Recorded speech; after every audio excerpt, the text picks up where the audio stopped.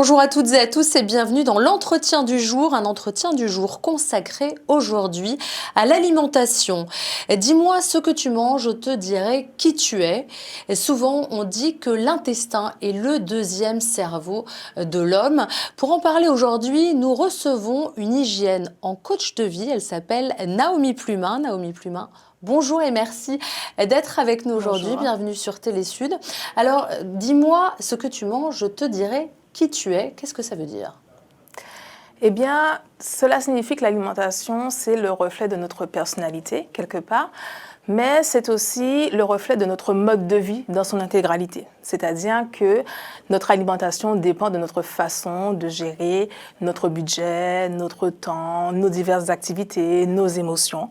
Donc, finalement, notre alimentation, c'est la résultante de l'ensemble des autres éléments qui constituent notre quotidien.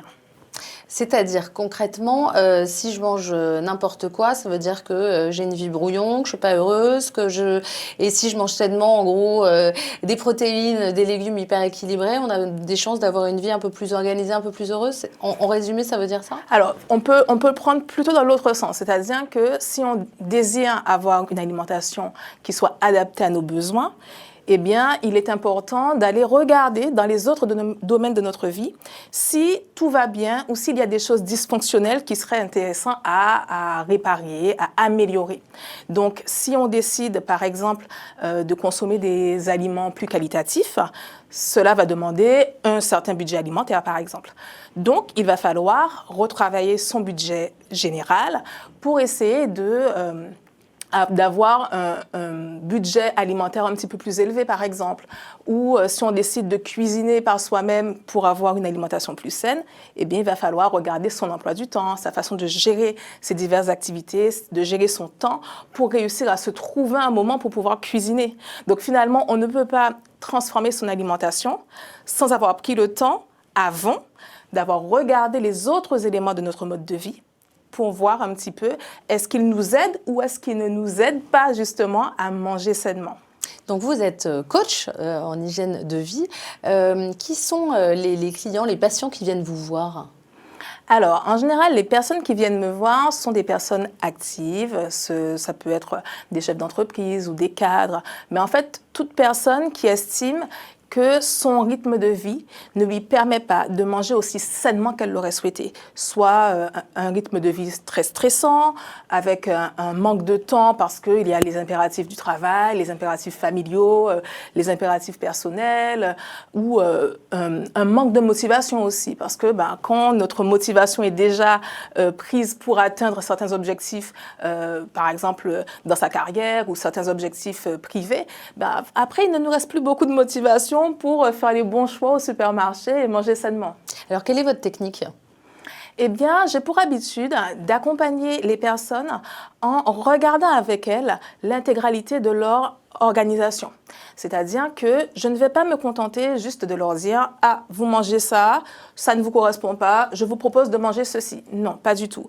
Pour moi, ce qui compte, c'est d'abord de voir qu'est-ce qui ne fonctionne pas dans leur hygiène de vie globale et qui pourrait expliquer pourquoi elles n'arrivent pas à manger sainement.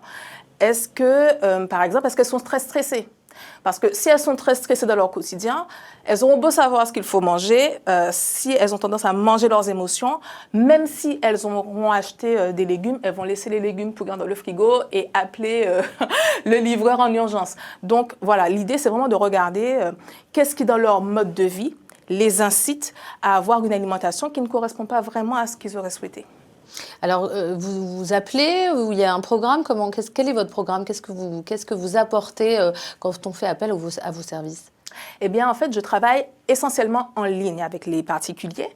Donc, il s'agit vraiment de leur offrir un accès en ligne avec un plan d'action, des conseils, des astuces. Vraiment, on va dire, l'aspect théorique, mais pas trop, parce que la théorie, je pense qu'on en a beaucoup en matière d'alimentation et que ça ne sert à rien d'accumuler des connaissances inutilement.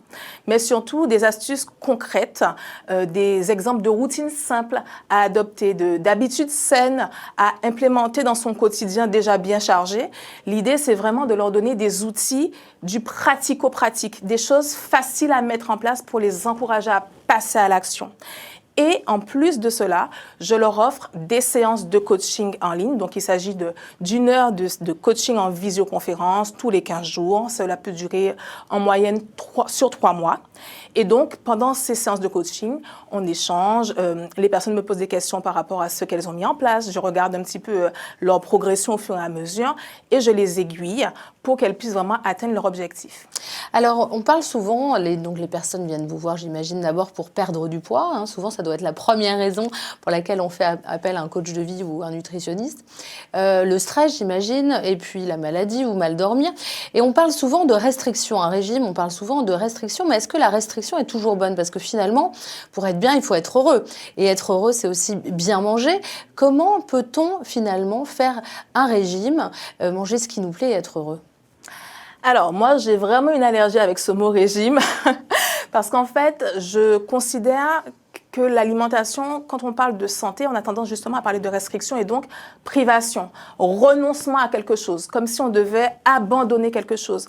Or, pour aller vers le mieux-être, pour aller vers la santé, il est préférable d'adopter une vision positive de la santé. C'est-à-dire, au lieu de se dire « qu'est-ce que j'enlève dans ma vie ?», plutôt de se dire « mais qu'est-ce que je rajoute ? Qu'est-ce que je peux mettre de bon et de meilleur en plus ?» De toute façon, c'est comme si, imaginez que votre vie, c'est un réservoir. Il a une capacité limitée. Hein. Donc, si vous rajoutez des choses positives, ben forcément, le négatif va diminuer de lui-même. Et c'est beaucoup plus agréable dans ce sens-là, plutôt que de partir avec une mentalité où on se dit « je vais être dans la restriction, je vais devoir ôter des choses de mon quotidien ». L'idée par rapport à la perte de poids, c'est vraiment de sortir de ce paradigme du régime parce que de toute façon, comme j'aime bien le dire avec les personnes que j'accompagne, c'est qu'un régime, si un régime était vraiment efficace, ben, on le ferait une fois et ensuite ben, on ne le ferait plus. Voilà, ça serait réglé. Si un régime était pas du tout efficace, on le ferait une fois également, mais comme on aurait constaté qu'il ne fonctionne pas, ben, on ne le ferait plus non plus.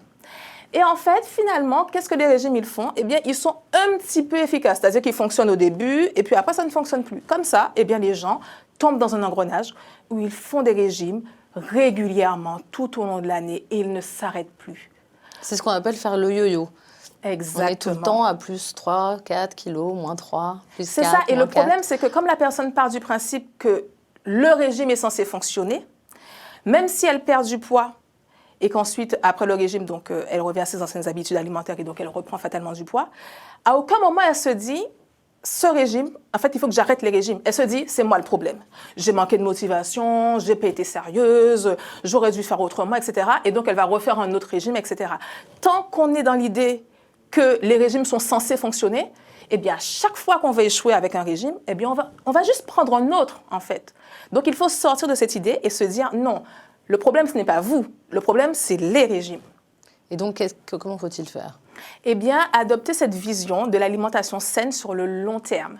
C'est-à-dire que si on veut perdre du poids, il ne faut pas juste se dire, eh bien, je vais manger sainement pendant le temps nécessaire à ma perte de poids, et puis ensuite, je vais revenir à mes anciennes habitudes, parce que dans ce cas-là, forcément, si on revient à ses anciennes habitudes, bien, on reprend le poids perdu. L'idée pour la minceur définitive, c'est d'apprendre à adopter définitivement des habitudes saines pour notre santé. Dans ce cas-là, si on mange sainement sur le long terme, il n'y a aucune raison de reprendre le poids perdu. Alors, pourquoi bonheur et santé sont-ils intimement liés?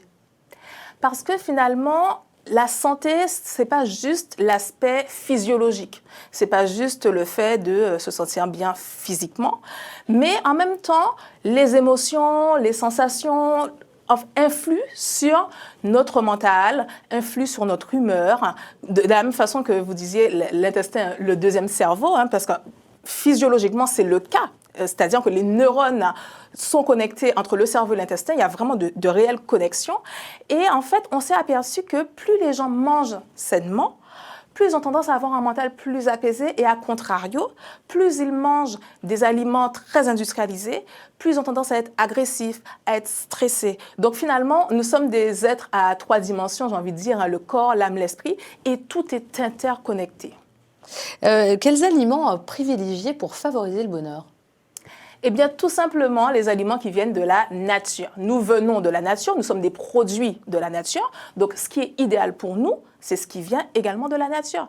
J'aime bien dire le régime Adam et Ève, c'est-à-dire vraiment se dire quand on voit un produit alimentaire, se poser la question, est-ce que ce produit-là, si Adam et Ève le voyaient, est-ce qu'ils l'auraient reconnu? Voilà. Est-ce que c'est quelque chose qui pousse dans la terre? Est-ce que c'est quelque chose qui pousse dans les arbres? Est-ce que ça vient de la nature?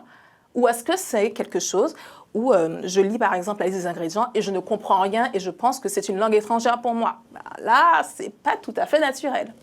Donc, privilégier les produits non industrialisés, non transformés finalement. Exactement. Essentiellement les fruits, les légumes, les diverses céréales. Et est-ce que justement, pour modifier ces habitudes alimentaires, est-ce que vous préconisez qu'il faut se remettre au fourneau? C'est indispensable. De toute façon, si on achète des produits qui viennent directement de la nature, bien, si personne ne l'a transformé, ça va être à nous de le faire. Maintenant, ce qu'il faut aussi noter, c'est qu'il y a beaucoup d'aliments qui viennent de la nature qu'on peut consommer, voilà, qui n'ont pas forcément besoin d'être ultra cuisinés pour être comestibles. Et souvent, on tombe dans cet engrenage aussi, parfois, quand on veut manger sainement, d'aller tout le temps chercher sur Internet des recettes, des recettes, des recettes, des recettes, encore des recettes, comme si on était en permanence en quête d'inspiration. Alors que ce qui peut être intéressant aussi, c'est de se réconcilier avec la simplicité. C'est-à-dire, par exemple? Réapprendre à apprécier le goût d'un aliment dans sa plus pure essence.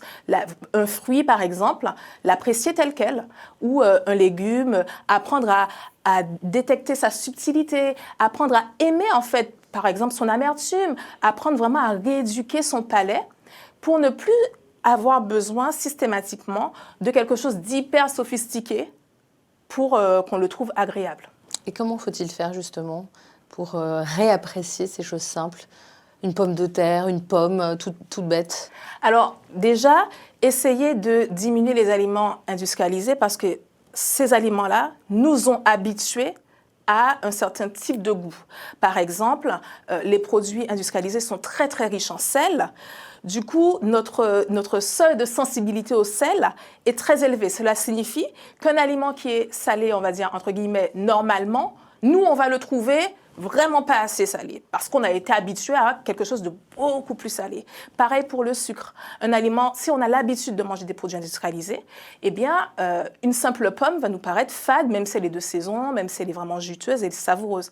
Donc, l'idée, c'est vraiment de faire les deux, à la fois de diminuer les aliments industrialisés et puis d'incorporer par petites touches dans nos repas quotidiens, des aliments frais, de saison, même si c'est juste un petit peu au départ. Et puis, ça va venir au fur et à mesure, comme pour un enfant. De toute façon, le palais s'éduque et se rééduque tout au long de la vie. Il ne faut pas se décourager, il faut persévérer en faisant des petits pas à chaque fois et pas en essayant de vider son frigo du jour au lendemain en se disant « ça y est, c'est les nouvelles résolutions, je vais tout changer du jour au lendemain ». Non, parce que ça nous décourage. Donc, il faut vraiment aller étape par étape. Merci Naomi d'avoir été avec nous. Alors si on veut faire appel à vos services, rappelez-nous où est-ce qu'on peut vous trouver et comment? Eh bien, il suffit d'aller sur mon site internet, donc mincemiflu.com. Je suis également sur les différents réseaux sociaux, Facebook, LinkedIn, Instagram. Et donc, quand vous allez sur mon site, vous allez trouver une rubrique pour réserver votre séance découverte avec moi et je vous proposerai une séance de diagnostic offerte et nous allons voir un petit peu comment faire pour vous permettre d'atteindre votre objectif. Merci beaucoup Naomi d'avoir été avec nous. L'entretien du jour, c'est terminé pour aujourd'hui. Je vous souhaite à toutes et à tous une excellente journée. Bonne fin de programme sur Télé Sud.